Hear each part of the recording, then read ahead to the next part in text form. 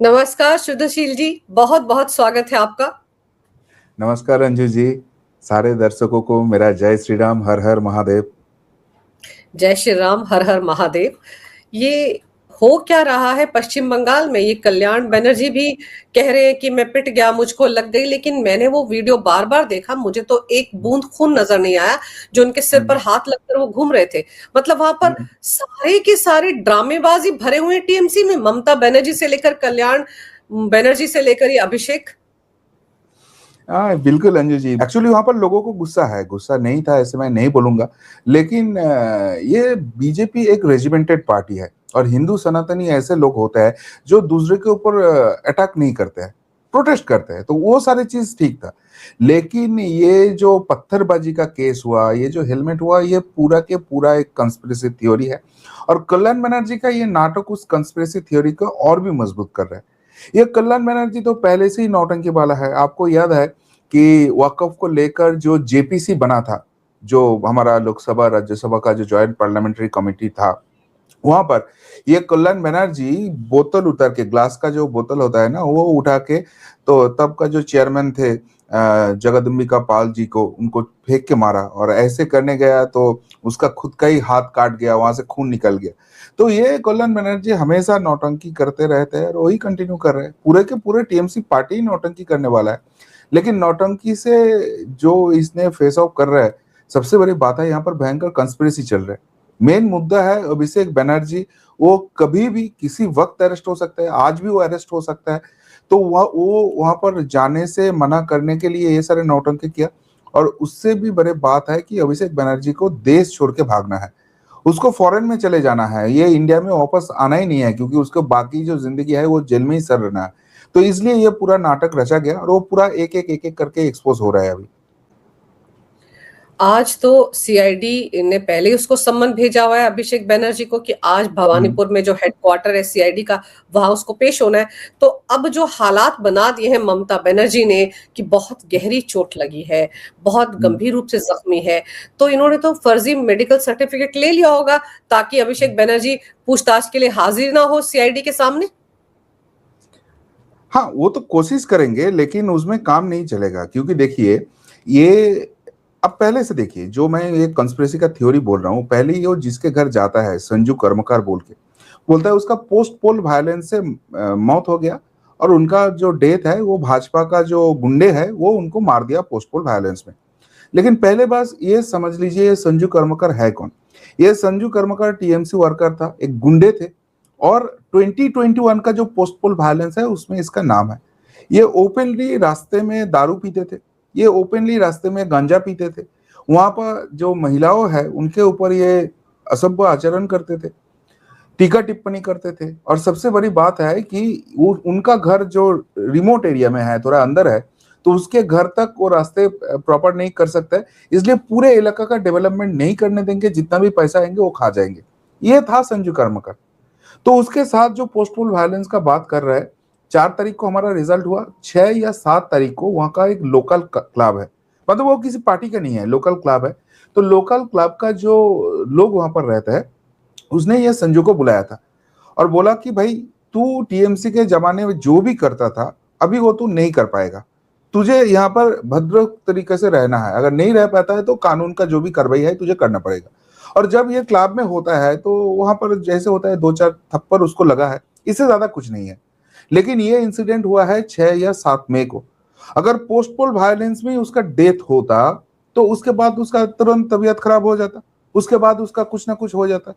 जिस दिन उनका मौत हुआ उसके पिछले रात वो फिर से ओपनली वहां पर दारू पिया, गांजा पिया, और सुबह वो चले जाता है एक लोकल शॉप में, वहां से बीड़ी खरीदने के लिए, सिगरेट खरीदने के लिए। वो खरीद के तब घर आता है, कुछ भी प्रॉब्लम नहीं है, और फिर अपने माता के साथ बात करते हुए वो कोलैप्स हो जाता है, क्योंकि ब्रेन स्ट्रोक हो जाता है, may be overdose of alcohol, overdose of गांजा, वी डोंट नो।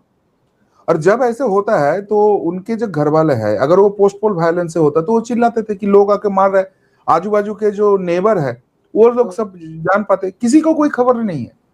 उसके बाद क्या होता है, वहां पर कंपाउंडर होता है, मतलब डॉक्टर को जो हेल्प करते हैं, उनको एक बुलाया जाता है। वो आके प्रेशर माप के बोलता है इसका प्रेशर बहुत हाई है और शायद इसको स्ट्रोक हुआ है। तो ये सब करने में ऑलमोस्ट 3 घंटे बीत जाते हैं। अब किसी का ब्रेन स्ट्रोक हो जाता है और 3 घंटे वो ट्रीटमेंट नहीं मिलता है, तो उसका मौत होने का चांसेस बहुत बढ़ जाता है। और जब उसको घर से निकाला जा रहा है तो उसका मुंह से कुछ व्हाइट कलर का निकल रहा था। तो आजू बाजू का जो नेबर्स है वो सोच रहे थे कि शायद पॉइजन खा लिया। पूछा क्या हुआ, तो उनके मम्मी तब बोल रहे कि नहीं नहीं, ये ऐसे ही थोड़ा बेहोश हो गया, उसको हॉस्पिटल लेके जा रहा हूँ। अगर पोस्टपोल वायलेंस है तभी तो वो लोग बोलते थे कि ये पोस्टपोल वायलेंस में हो रहा था। फिर उसको जब हॉस्पिटल लिया जाता है तो उसको डेथ बोल के घोषित किया जाता है। तो ये पूरा जो इंसिडेंट है, यहाँ पर कहाँ आपको लग रहा है कि ये पोस्टपोल वायलेंस है? और ये जो बात मैं बोल रहा हूँ, मेरे पास पूरा फुटेज है, वहां पर सारे मीडिया पहुंच चुका है, उसका आजू बाजू का जितना भी नेबर्स है सबसे बात हो रहा है। तो अभिषेक बनर्जी इस इंसिडेंट को अगर पोस्टपोल वायलेंस का नाम देके वहां पर पहुंचते हैं, तो उसका मकसद क्या है वहां से क्लियर होता है कि उसको वहां पर जाके डिस्टर्बेंस क्रिएट करना था, नौटंकी करना था। दूसरी बात, एक चीज आप अच्छे से समझ लीजिए, अभिषेक बनर्जी वहां पर पहुंचता है तो कुछ ही देर बाद देखा जाता है उसको एक हेलमेट दिया जाता है। वो हम्म। हेलमेट कोई आम हेलमेट नहीं है, कोई बाइकर का हेलमेट नहीं है। क्या होता है कि अगर किसी के ऊपर अटैक हो रहा है तो उसको अगर आप प्रोटेक्ट करना चाहते हो तो आजू बाजू में बाइक वाला होता है, वो बाइक से भी जाने का कोशिश किया था, वही वाला किसी का हेलमेट दे देता। जो हेलमेट था वो क्रिकेटर का हेलमेट है जो बैट्समैन पहनते हैं। तो इस टाइप का हेलमेट यहाँ पर दो टाइप का लोग पहनता है। एक तो पहनता है जो क्रिकेट खेलता है वो लोग, तो आजू बाजू में कहीं पे भी खेला हो रहा था ऐसे तो हमको दिखाई नहीं दिया कि वहां से उठा के उसको दे दिया। दूसरी बात होता है कि पुलिस दिया होगा क्योंकि पुलिस ये यूज करते हैं। लेकिन अभिषेक बनर्जी खुद बोल रहा है कि मेरे पास तब वहां पर कोई पुलिस नहीं था, कोई प्रोटेक्शन नहीं था। तो पुलिस ने भी नहीं दिया तो कहां से आया वो हेलमेट? क्यों इतना इंपॉर्टेंट है? क्योंकि बाद में एक फुटेज आया जो कल का वीडियो में भी मैंने दिखाया कि टीएमसी का एक वर्कर जो एस्कॉर्ट करके अभिषेक बनर्जी को लेके जा रहा था, उसके हाथ में वो हेलमेट था। तो इसके मतलब उनको पहले से ही पता था वहां पर ऐसे कुछ पत्थरबाजी का इंसिडेंट होगा जहां पर उसको हेलमेट का जरूरत पड़ेगा, जो पहले से वो प्रिपेयर करके रखे थे। अब क्वेश्चन यहां पर अराइज होता है, जब दोपहर में अभिषेक बनर्जी अपना प्रेस कॉन्फ्रेंस करता है तभी बोल देता है कि मैं सोनारपुर जा रहा हूं, वहां पर मेरे ऊपर मॉब लिंचिंग हो सकता है। मतलब अभिषेक बनर्जी को भी पता था वहां पर कुछ ना कुछ होने वाला है। तो इधर तो वो पुलिस को बोलेगा कि सर मेरे पास ऐसे इंसिडेंट का एक रिपोर्ट है, आप लोग प्रोटेक्शन का इंतजाम करो, नहीं तो मैं वहां पर नहीं जा पाऊंगा, ऐसे कुछ नहीं किया है तो प्रूफ दीजिए अभिषेक बनर्जी। और नहीं तो अभिषेक बनर्जी का खुद का सिक्योरिटी सिस्टम है जो अनगवर्नमेंट नॉन गवर्नमेंट प्रोटेक्शन होता है, वो भी कोई वहां पर नहीं पहुंचता है। तीसरे बात देख लीजिए, सोनारपुर दक्षिण जो जो कॉन्स्टिट्यूंसी में हुआ, जो मेरे घर से 3-3.5 किलोमीटर दूर है, वहां पे इस बार भाजपा जीत गया, रूपा गांगुली वहां का विधायक है, ठीक है। लेकिन कुछ दिन पहले 4 तारीख के पहले वहां पर विधायक हुआ करते थे लाभली मोहित्रो। ये लाभली मोहित्रो कल किधर थे, क्यों नहीं वहां पर आए? ये सोनारपुर एरिया आता है जादवपुर लोकसभा के अंदर। जादवपुर लोकसभा का एमपी है तृणमूल कांग्रेस का सायनी घोष, वो क्यों नहीं वहां पर है? ये जो सोनारपुर म्यूनिसिपैलिटी है, यहाँ पर 35 वार्ड्स है। तो ये आउट ऑफ 35 29 टीएमसी का काउंसिलर है। एक भी काउंसिलर क्यों वहां पर मौजूद नहीं था? जिस वार्ड में हुआ उसका भी काउंसिलर तृणमूल है, वहां पर क्यों नहीं था? सवाल यहां पर उठ रहा है। और सबसे बड़ी बात है कि ये सारे इंसिडेंट जब हो रहा था, अभिषेक बनर्जी के ऊपर अटैक कब हुआ, कब उसको अंडा फेंका गया, कब उसके ऊपर पत्थरबाजी हुआ? जब वो संजू कर्मकर के घर जा रहे थे। बढ़िया बात। तो अगर अभिषेक बनर्जी का कुछ भी इलनेस हो जाता है तभी हो जाता, लेकिन अभिषेक बनर्जी पहुंच जाता है संजू कर्मकार के घर। उसके बाद नाटक करने के लिए, उनको मामी को पानी पिलाने के लिए क्या किया वो फुटेज भी सबके सामने है। वहां पर कैसे डरा के धमका के मीडिया से बात कर रहे हैं वो फुटेज भी है। मतलब तब तक चंगा है, तंदुरुस्त है, अभिषेक बनर्जी का कुछ भी प्रॉब्लम नहीं होता है। उसके बाद अभिषेक बनर्जी वहां से बयान दे देता है कि जब तक यहाँ पर फोर्स नहीं आएगा, पुलिस नहीं आएगा, प्रोटेक्शन नहीं मिलेगा, हम यहीं से नहीं निकलने वाला है। रात को 12 बज जाए, यहाँ पर 2 दिन रहना पड़े, मैं यहाँ पर ही रुकूंगा, ठीक है। उसके बाद वहां पर पुलिस फोर्स भी पहुंच जाता है, पूरा कॉर्डन करके अभिषेक बनर्जी को एकदम मेन रोड तक लेके आ जाता है। और लोग तभी भी शाउटिंग कर रहे थे, चोर चोर बोल रहे थे, लेकिन कोई पत्थरबाजी, कोई अंडा फेंकना, उसका रिटर्न पाथ में कभी कुछ नहीं हुआ। मतलब अभिषेक बनर्जी एकदम तंदुरुस्त है। उसके बाद अभिषेक बनर्जी पहुंच जाता है उनके घर, और घर पहुंचते ही उसको अचानक लगता है उसका तबीयत खराब है। चलो, तबीयत खराब, किसी का प्रेशर बढ़ जा सकते है, अटैक आ सकता है, मानेंगे। वो पहुंच जाता है अपोलो हॉस्पिटल और वहां पर स्ट्रेचर में वो लेट जाता है। लेकिन अपोलो हॉस्पिटल में जब उसका पूरा सब कुछ चेक किया जाता है तो उसको पैन 40 मतलब गैस हुआ है, गैस का मेडिसिन प्रिस्क्राइब किया जाता है और दूसरे कुछ तकलीफ नहीं है। ममता बनर्जी पहुंच जाके बहुत चिल्लाते हैं और बोलते हैं हम दूसरे हॉस्पिटल में जाएंगे, ठीक है चलो।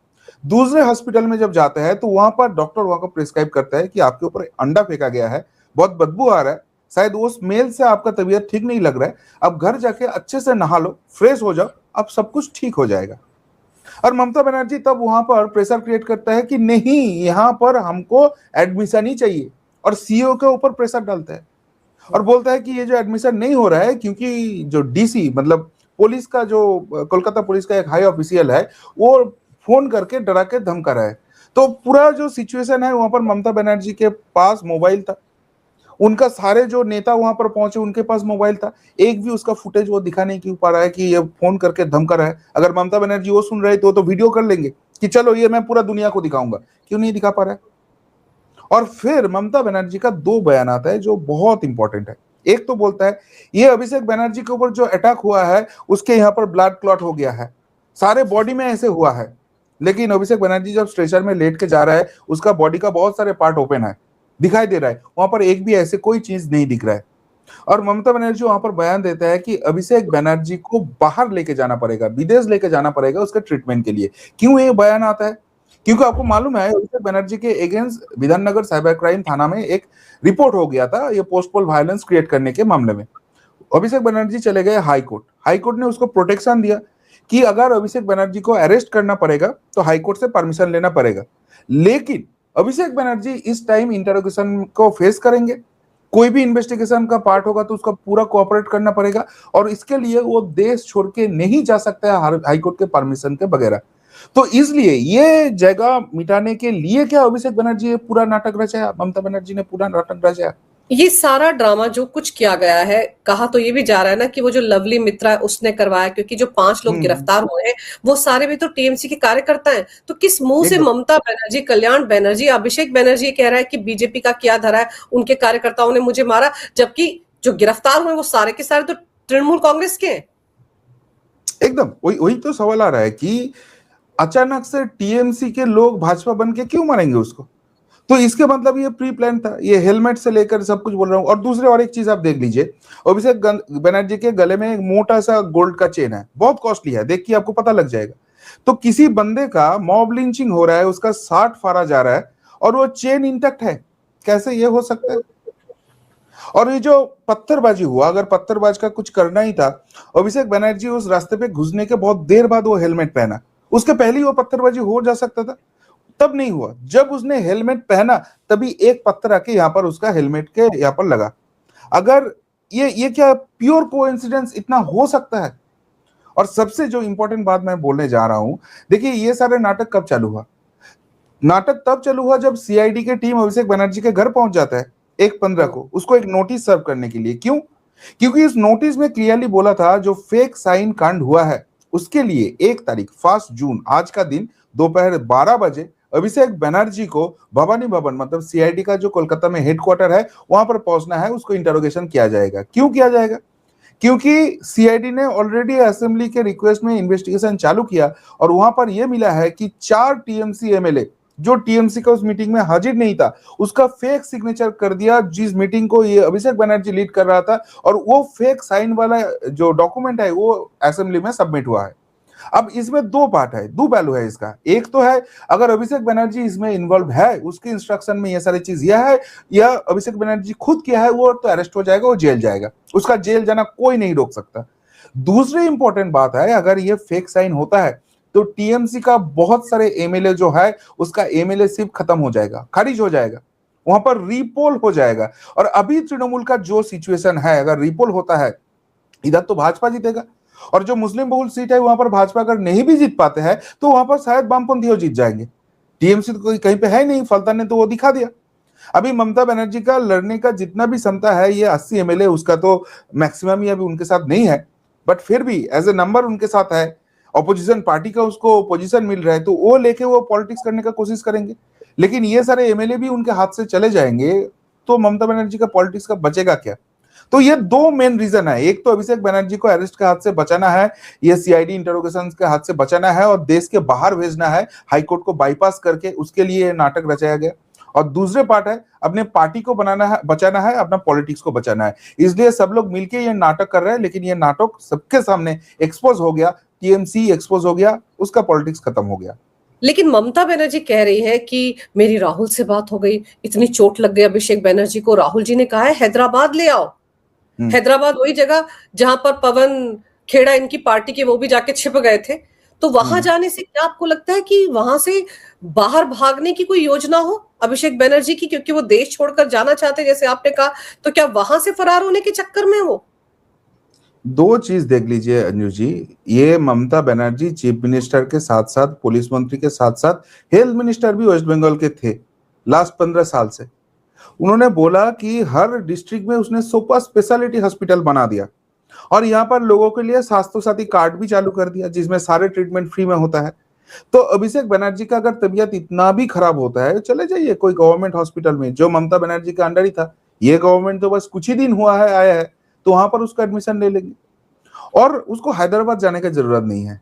अगर उसको सच में लग रहा है उसका ट्रीटमेंट नहीं होने दिया जा रहा है, तो हमारा खुला प्रपोजल है, अभिषेक बनर्जी को कोई दिक्कत नहीं होगा। एयर एम्बुलेंस से हम शिफ्ट करेंगे किसी भी एम्स में, उसका पसंद का। अब वो चाहता है तो भुवनेश्वर एम्स में लेके चले जाएंगे, दिल्ली एम्स में लेके चले जाएंगे, या हमारा वेस्ट बंगाल में भी तो एक है कल्याणी में लेके चले जाएंगे। एम्स में उसका ट्रीटमेंट होगा, लेकिन उसके पहले उसका फुल बॉडी चेकअप होगा, कहां पर दिक्कत है। और अगर कुछ नहीं निकलता है तो ममता बनर्जी और अभिषेक बनर्जी दोनों ही जेल जाने के लिए क्या तैयार है? एग्री होंगे वो लोग? सवाल हम लोग पूछ रहे हैं उनसे। ये नौटंकी बहुत हो गया है। इनका बस एक ही चीज चाहिए, क्यों उसको हैदराबाद लेके जाना है? क्योंकि वहां पर गवर्नमेंट अभी कांग्रेस का है। ममता बनर्जी तो यहां पर कुछ नहीं कर सकता है। इतने दिनों से पूरा बंगाल ने देखा कि टीएमसी का नेता कितना बड़ा गुंडा है, लेकिन जब भी उसका ईडी या सीबीआई का कॉल आ जाता है या वो अरेस्ट हो जाता है, इमीडिएटली उसका तबीयत खराब हो जाता है। और तब हेल्थ मिनिस्टर ममता बनर्जी के इंस्ट्रक्शन में यहाँ पर जो एसएसकेएम हॉस्पिटल है, वहां का जो उडबर्न वार्ड है, वहां पर 7 स्टार फैसिलिटी के साथ उसको एडमिट किया जाता है और पूरा मस्ती से रहता है। खाना वाना खाते हैं, अपने गर्लफ्रेंड से मिलते हैं, बीबी होते हुए भी गर्लफ्रेंड रखते हैं, बहुत कुछ कारनामा ये लोग करते हैं। और फिर उसके बाद वो हेल्थ का पॉइंट सामने रख के वो बेल ले लेता है और उसके बाद फिर से उसका गुंडागर्दी चालू हो जाता था। तो अभी तो ममता बनर्जी हेल्थ मिनिस्टर है नहीं, ये सारे काले कारनामा नहीं चलेंगे, इसलिए राहुल बाबा को अभी ढूंढने को जरूरत पड़ रहा है। और यहाँ पर दूसरे एक चीज देख लीजिए, जब भी ममता बनर्जी, जब भी अभिषेक बनर्जी कोई दिक्कत में आते हैं, तो इंडिया का जितना भी बड़ा बड़ा पप्पू है हर स्टेट में है, वो लोग आ जाते हैं। इलेक्शन हारने के बाद उत्तर प्रदेश से आ गए थे, अब सबसे बड़ा पप्पू उनको हाथ दे रहा है। तो भाई कारण क्या है? वो जो हम लोग सोचते हैं, जो हमारे पास टुकड़े टुकड़े इंफॉर्मेशन है, वही सही है कि सोरोस बाबा से आपको सारे फंडिंग मिल रहा है।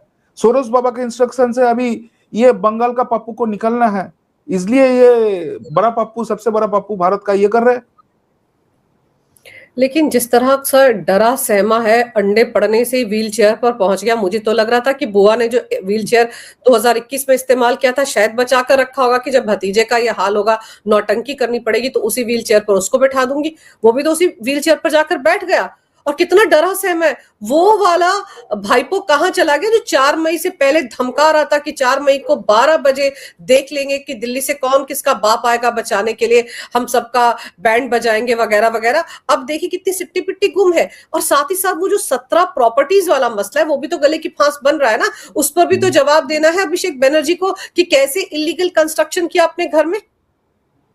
एकदम, देखिए मैं तो पहले ही बोला था अंजू जी कि अगर किसी के पीछे 4000 पुलिस रहेगा, गुंडा रहेगा, पूरा एडमिनिस्ट्रेशन रहेगा, तो गली का कुत्ता भी शेर बन जाता है। वही है गली का कुत्ता, ये अभिषेक बनर्जी, जो शेर बन के खुद को शेर समझ के इतने दिन घूम रहे थे। उसको तो खुला चैलेंज दिया था कि भाई तुम आ जाओ ये सोनारपुर में, आ जाओ ये कमलगाजी में, जहां पर तुम्हारा एक्स एमएलए वो फिरदौसी बेगम रहती है, जहां पर उनका हस्बैंड जो ये म्यूनिसिपैलिटी का सबसे बड़ा गुंडे है नजरुल अली मंडल रहता है, वहां पर आप 5 मिनट रुको, आपके लिए स्टेज हम बांध लेंगे, मेरे लड़का बांध देंगे, पुलिस परमिशन हम कर देंगे, कोई आपको टच नहीं करेगा, अंडा नहीं फेंकेगा, कुछ नहीं होगा। बस आप 5 मिनट वहां पर अपना जो भाषण है वो दे दो और 5 लोग वहां पर खड़े होकर आपका भाषण वो 5 मिनट सुने। अगर ये होगा तो आपका चप्पल चाट लूंगा मैं। तो उस कमलगाजी से ही तो कल गुजारा, जहां पर उसके जनता ने ब्लैक फ्लैग दिखा दिया। तो इस अभिषेक बनर्जी जब सत्ता में रहने के बाद ये टपक के पैरासूट से आके नेता बन जाता है, तो उसका ऐसे ही हाल होगा। देखिए अभिषेक बनर्जी का जो फेशियल एक्सप्रेशन आप देख रहे हो, कल का बात छोड़ दो, हारने के बाद जो भी पार्टी मीटिंग का फुटेज सामने आ रहा है वहां पर उसका फेशियल एक्सप्रेशन क्या है, वो उसका भी समझ में आ रहा है प्रेशर क्या है। और कल जो यहाँ पर दीदी महिलाओं माताओं ने उनके एक स्लोगन किया, उसमें उसका हो गया, गीला हो गया उसका। तो इसलिए तो ऐसे उसका सब कुछ चल रहा है। और सबसे बड़ी बात है कि टीएमसी क्या सोचा था कि मुस्लिम को बेवकूफ बना के रखेंगे, वोट चोरी करेंगे, हिंदुओं को वोट डालने नहीं देंगे, एडमिनिस्ट्रेशन पुलिस को हम पार्टी के तरफ से यूज करेंगे, मिस यूज करेंगे, ऑपोजिशन कुछ नहीं रखेंगे और ऐसे ही हमारा सत्ता चलते रहेगा। लेकिन ये लोग भूल गए थे हिटलर, नेपोलियन, ये सब भी ऐसे करके ही फिर आज तक सब कुछ अपना साम्राज्य चलाते थे। तो ये तो एक दिन खत्म होना था, लेकिन जिसका कोई पॉलिटिकल नॉलेज है ही नहीं, वो ये सारी चीज का क्या पहलू समझेंगे। लेकिन वो कहते हैं ना, रस्सी जल गई बल नहीं गया। अभी जो ताजा एक्सपर्ट पोस्ट लिखा है अभिषेक बनर्जी ने, उसमें क्या लिखा है, सत्ता हमेशा के लिए नहीं रहती है, जब सत्ता बदलेगी तो हम देख लेंगे। अरे अभी महीना भर पहले ही तो सरकार बनी है, तुम तो यही सोचते थे ना कि 15 साल से तुम रहो तो अगले 15 साल भी तुम ही रहोगे। जब ये खुद इस तरह की बयानबाजी करता था, जब खुद लोगों को धमकाता था, या ये कल्याण बनर्जी जब लोगों को धमकाता, तो उसके कितने सारे वीडियो वायरल हो रहे हैं जहां वो सुकांतों को और शुभेंदु अधिकारी को कह रहे हैं कि सीआईएसएफ के बिना आकर दिखाओ, हम तुमको देख लेंगे, तुमको कहां कहां नहीं गाड़ देंगे, क्या क्या बातें बोल रहे हैं। जब ये खुद इस तरह की बयानबाजी करते थे, और आज देखो कैसे चूहे की तरह डरे बैठे। अंजू जी, आपको क्या सच में लगता है अभिषेक बनर्जी ये ट्वीट खुद लिखा है? आप बंगाली वर्जन छोड़ के किसी दूसरे वर्जन में वो जब अपने बात बोल रहा है, लोकसभा का किसी भी सेशन आप देख लो, वो विदाउट पेपर कुछ बोल सकता है क्या? क्योंकि ये अभिषेक बनर्जी जब 8th स्टैंडर्ड में थे, सारे सब्जेक्ट में सिंगल डिजिट में इसका नंबर मिला था और इसको उस स्कूल से टीसी दिया गया था। ये दूसरे स्कूल में पॉलिटिकल कनेक्शन से इसका एडमिशन हुआ। ये खुद को एमबीए होल्डर बोलता है, लेकिन जो एमबीए यूनिवर्सिटी है वो फेक यूनिवर्सिटी है, उसका कुछ एमबीए डिग्री है ही नहीं। तो एक क्लास 8 पास का जो बंदा है, मैं खराब नहीं बोल रहा हूँ, अच्छा है, अगर वो उसमें भी पॉलिटिक्स करता है तो सही है, लेकिन उसका ये बोलने का लिखने का कोई जगह रहेगा? इसका सारे जो स्क्रिप्ट है वो आईपैक बोल के जो है ना, जो लोगों को टैक्स के पैसे से ये सारे लूटा था, वो लिख देता है। तो ये क्या बोल रहा है, क्या कर रहा है, इसे कुछ नहीं फर्क पड़ता है। ये बोलते थे ना अभिषेक बनर्जी बंगाल का यूथ आइकन है, तो अभिषेक बनर्जी यूथ आइकन है, तो कल जब अभिषेक बनर्जी सोनारपुर पहुंचा, क्यों ये लोग नहीं आ पाए? अरे अभिषेक बनर्जी को छोड़ दीजिए, अभिषेक बनर्जी है कौन? वो अगर ममता बनर्जी का भतीजा नहीं होते तो उसको कौन पूछता? कल जब इतने बड़ा इंसिडेंट हो गया, ममता बनर्जी आप किधर थे? आपके भतीजा के ऊपर पत्थर फेंका जा रहा है, अंडे फेंका जा रहा है, आपका भतीजा को वहां पर घिर के रखा है, आप तो अग्निकोन्ना है, बोलता है ना ये टीएमसी वाले, ममता बनर्जी अग्निकोन्ना। तो आपके अंदर वो आग किधर गया कल? आप क्यों नहीं पहुंचे सोनारपुर कि देखो भाई अभिषेक को छोटा बच्चा मिल, अब आप समझ रहे हो, चलो मैं आ गया हूं, एक भी कोई कुछ करके दिखाओ यहाँ पर। ये हिम्मत क्यों नहीं दिखाया? क्यों फलता का जो इलेक्शन हुआ वहां पर जाके आप प्रचार नहीं कर पाए? वो भी सब छोड़ दो, मैं तो आपको खुला चैलेंज दे रहा हूं कि नंदीग्राम में बाई इलेक्शन होने वाले हैं। शुभेंदु अधिकारी जी वहां से रिजाइन कर दिया, तो 6 महीने के अंदर तो बाई इलेक्शन करना ही पड़ेगा। तो उस नंदीग्राम में ममता बनर्जी अपने आप को कैंडिडेट घोषित कर दे, वहां पर वो नहीं जीतेंगे, हमको भी मालूम है, लेकिन ये 6 महीना वो नंदीग्राम में जाके पॉलिटिक्स करे कि नंदीग्राम में 2021 में आए थे, शुभेंदु अधिकारी हमको यहाँ पर लोड शेडिंग करके हरा दिया, यही तो उनका एलिगेशन है। इसलिए डर के मारे इस बार नहीं आए, लेकिन मैं फिर से यहाँ पर आया हूँ, यहाँ से ही मैं पॉलिटिक्स चालू कर रहा हूँ, क्योंकि ममता बनर्जी अभी भी बोल रहा है कि भाजपा ने ये इलेक्शन जीता नहीं, जबरदस्ती उसको हराया गया। तो अगर जबरदस्ती हराया गया तो नंदीग्राम से ही उसका वो रेक्टिफाई करना चालू कर दे, हम लोग मान लेंगे। अगर ममता बनर्जी के अंदर ये पावर नहीं बचे है, ये हिम्मत नहीं बचे है, बस बातों के पतंगबाजी चल रहा है, तो बाकी पार्टी का क्या हाल होगा? वो नौटंकी करना पड़ेगा। मैं फिर से बोल रहा हूं, टीएमसी पार्टी कोई पॉलिटिकल पार्टी है नहीं, कोई थीव्स और थग्स मिलके ये सारी पार्टी चला रहे थे। अब सत्ता से गया है, अभी नौटंकी करके जीने का कोशिश कर रहे हैं, लेकिन बांग्ला उसको रिजेक्ट कर चुका है और उसका रेलेवेंस खत्म हो चुका है 4 तारीख के बाद ही। लेकिन ममता बनर्जी ने अभी एक दिन पहले जो बैठक बुलाई थी, जिसमें ये तय हो रहा है कि आज और कल पूरे प्रदेश में, बंगाल में जगह जगह टीएमसी के कार्यकर्ता धरना प्रदर्शन करेंगे। सुना है उस बैठक में भी सिर्फ 19 विधायक पहुंचे थे तृणमूल कांग्रेस के, बाकी सब नदारद थे। 19 विधायक भी ऐसे है, मतलब जिनके बहुत सारे काले कारतूत अभी ममता बनर्जी के पास है। और जैसे अभी मोड चल रहा है तो शायद ये अभिषेक बनर्जी ममता बनर्जी वो फाइल शुभेंदु अधिकारी के पास भेज दे, इसलिए डर के मारे आए। इस पार्टी के साथ कोई है ही नहीं।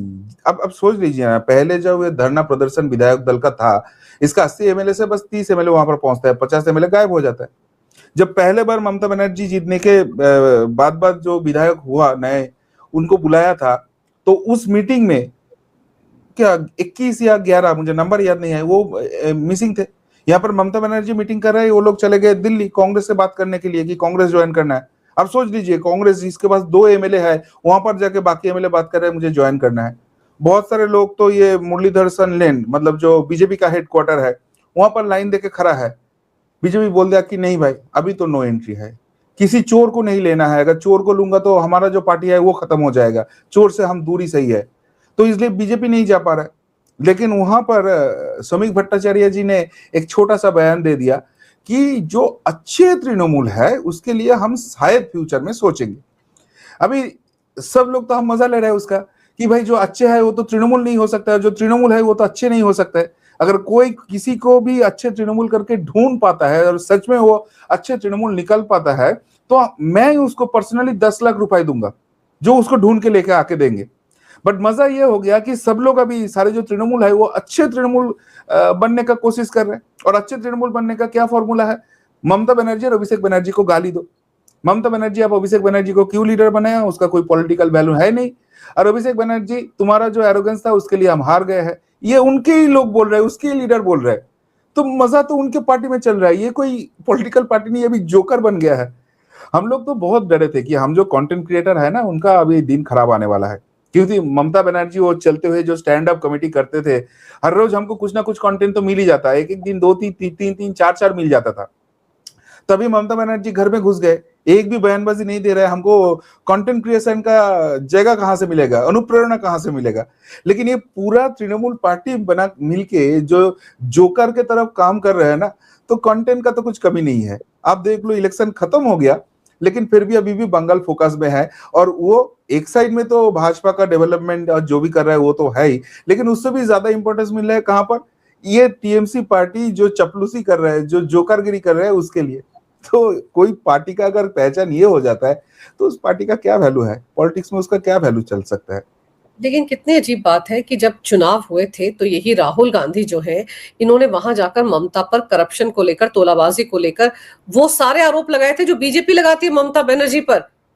और जब चुनाव ममता बनर्जी हार गई तो ममता बनर्जी के साथ खड़े हो गए कि हाँ वोट चोरी हुई है। और ममता को, जो राहुल गांधी को कहती थी पार्ट टाइम पॉलिटिशियन है, वो ममता बनर्जी अब राहुल की जैसे कहते कुर्ते का एक पल्ला पकड़कर खड़ी हो गई कि राहुल बाबा ने कहा कि तुम हैदराबाद ले आओ, इतना सीरियस है भतीजा उनका, अरे उसको दिल्ली ले आओ ना, दिल्ली एम्स में भर्ती करते। तो राहुल पर अचानक से इतना भरोसा, मतलब उनको लग रहा है कि वो उनकी नैया डूब रही तो तिनके कोई पकड़ लूं जो खुद डूब रहा है।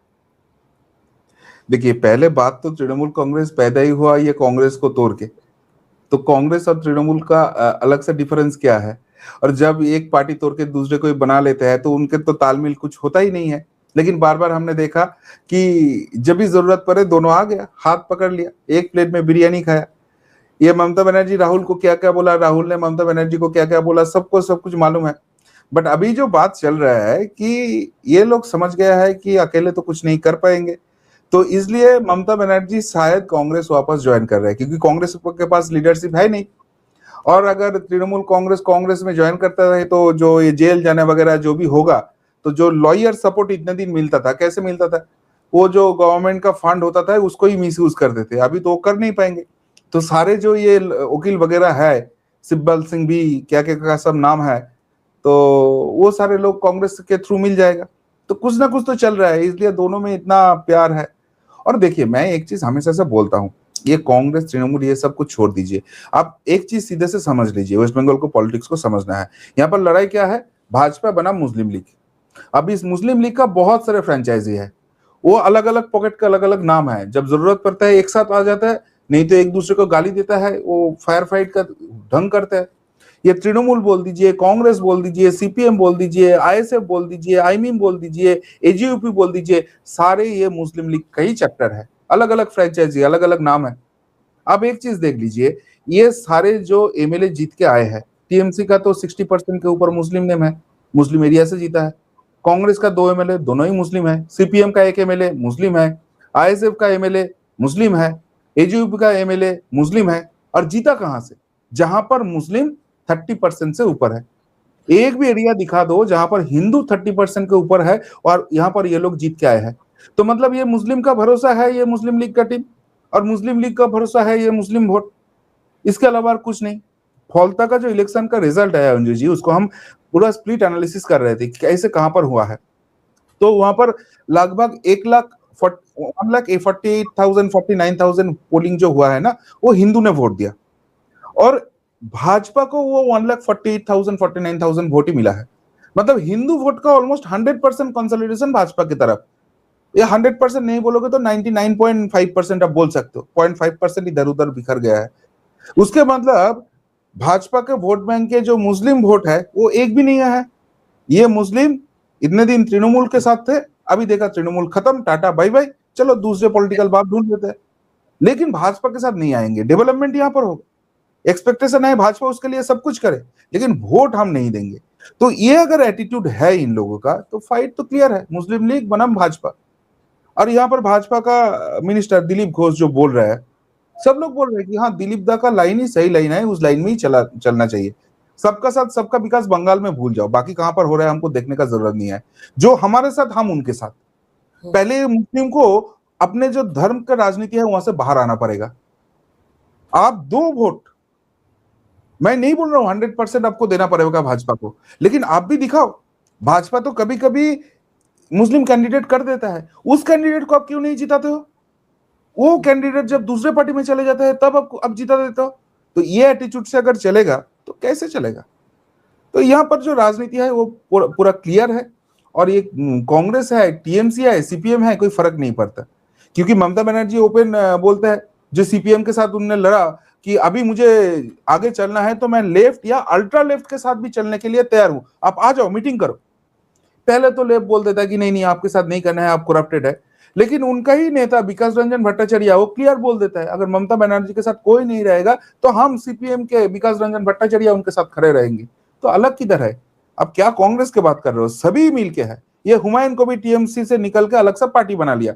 अब ये हुमायूं को भी बोल रहा है कि अगर ममता मुझे न्योता देता है तो मैं टीएमसी में वापस आ जाता हूं। कहाँ है डिफरेंस इन लोगों के अंदर? लेकिन एक तरफ तो ये लोग ममता के साथ जुड़ने की बात कर रहे हैं, और अगर एक मीटिंग में सिर्फ 19 विधायक पहुंचे टीएमसी के, बाकी नदारद हो जाए, तो आपको लगता है कि 2 फाड़ होने वाले हैं टीएमसी में? नहीं नहीं, यहाँ पर जो बात हमारे सामने आ रहा है, जो मीडिया के दोस्तों से मिल रहा है, कि बेसिकली इस एमएलए के मन में एक डर घुस गया है कि टीएमसी मतलब चोर। ये तो लोग समझ गया है। अब चोरी किया नहीं किया, पहले बार का एमएलए किसी को फर्क नहीं पड़ता। जितना भी चोर एमएलए था मैक्सिमम ही हार गया, कुछ कुछ बच गया इस बार। मैक्सिमम ही जो इनका एमएलए है वो नए एमएलए है, लेकिन टीएमसी के साथ है मतलब ये चोर है, तो कुटाई ना हो जाए इनका, इसलिए ये पार्टी से डिस्टेंस बना रहा है और दूसरे शेल्टर मांग रहा है। जैसे मैं बोल रहा हूं कि कांग्रेस के पास 2 एमएलए है, उस पार्टी के ज्वाइन करने में क्या फायदा है? ममता बनर्जी ने तो बोला था कि कांग्रेस तो साइन बोर्ड है, यहाँ पर उससे बात करके कोई फायदा नहीं है। या आईएसएफ 1 एमएलए है, नौशाद सिद्दीकी, लास्ट टाइम भी एक ही था। तो ये लोग नौशाद सिद्दीकी के साथ जुड़ने का क्यों बात कर रहे हैं? क्योंकि एक ही कारण है कि टीएमसी का साथ रहोगे तो लोगों का ये जो पेशेंस का वॉल है ना, कितने दिन खड़ा रहेगा कोई बोल नहीं सकता। अभी भी बोल रहा हूं कि हिंदू सनातनी जो है वो एग्रेसिव नहीं है। भाजपा जो है वो रेजिमेंटेड पार्टी है। कार्यकर्ता को क्लियरली बोल दिया है भाई किसी के ऊपर आप हाथ नहीं उठा सकते हो, अगर करते हो तो मैं नहीं देखूंगा तुम भाजपा हो या क्या हो। अगर कानून हाथ में लेते हो तो तुमको जेल जाना पड़ेगा। तो ये सब रीजन के कारण अब सब रुका है। लेकिन कितने दिन लोगों के ऊपर जो अत्याचार हुआ है, तो वो तो उसका प्रतिशोध चाहता है। तो इसलिए इन लोगों का इतना डर है कि टीएमसी के आजू बाजू में भी मत दिखो। और दूसरी बात है ये ममता बनर्जी, उसके साथ जाओगे तो कहां पर फंस जाओगे कुछ मालूम नहीं। जैसे अभी फेक सिग्नेचर कांड हो गया, अब क्या क्या कांड करेंगे किसी को मालूम नहीं। तो चलो भाई इससे दूर भागो, इसके साथ कोई लेना देना नहीं है। मतलब जिस टीएमसी के नाम पर इन सब विधायकों ने पिछले 15 साल से वहां के लोगों को लूटा है, अब उनको टीएमसी के ठप्पे से डर लग रहा है। उनको लग रहा है कि टीएमसी के विधायक के तौर पर सड़क पर उतरेंगे तो कपड़े फटेंगे। ममता बनर्जी ट्रेलर तो देख चुकी है। वो जब खुद कलकत्ता हाईकोर्ट गई थी तो वहां पर पिशी चोर के नारे लगे थे ना। और अगर वो लोगों के हत्थे चढ़ जाती तो धक्का मुक्की वहां भी हो सकती थी। तो ममता तो खुद डर रही है आज की तारीख में कि सड़क पर उतरूं तो कैसे उतरूं। तो अब आगे चलकर देखते हैं क्या होता है टीएमसी का हाल। लेकिन फिलहाल तो भतीजे की हालत बड़ी बुरी है। इतना नासाज है कि कहीं कल को वो कह देंगी मेरे को तो इसको थाईलैंड ले जाना पड़ जाएगा इलाज के लिए। हो सकता है ममता कुछ ऐसी प्लानिंग बना रही हो। देखते हैं आज दिन में पेश होते हैं अभिषेक बनर्जी सीआईडी के मुख्यालय में या नहीं, वहां पर जाकर सवालों का जवाब देते हैं या नहीं। लेकिन आपने सुदर्शील जी समय निकालकर इस विषय पर बहुत अहम जानकारी मेरे दर्शकों को दी। आपका बहुत बहुत धन्यवाद। नमस्कार। भारत माता की जय। वंदे मातरम। जय हिंद। नमस्कार रंजू जी, थैंक यू। जय हिंद, वंदे मातरम।